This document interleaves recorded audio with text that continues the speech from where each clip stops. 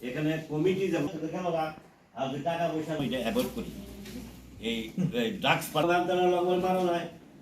medical college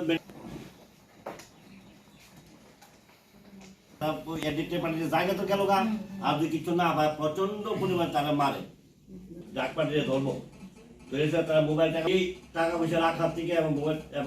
আজকে ত্রিপুরা রাজ্য মহিলা কমিশনের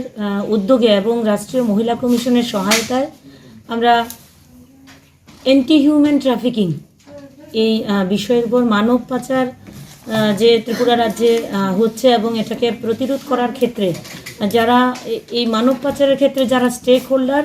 তাদের সবাইকে নিয়ে আমরা আমবাসা আমাদের জেলা পরিষদের কনফারেন্স হলে আমাদের সেমিনার চলছে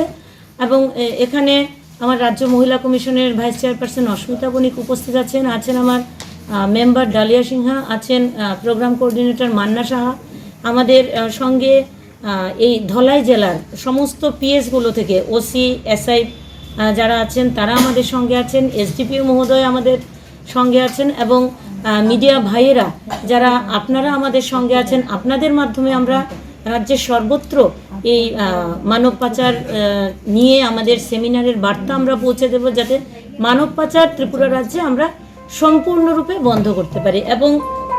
এই আজকে আমি মিডিয়া ভাইয়েদের বিশেষ করে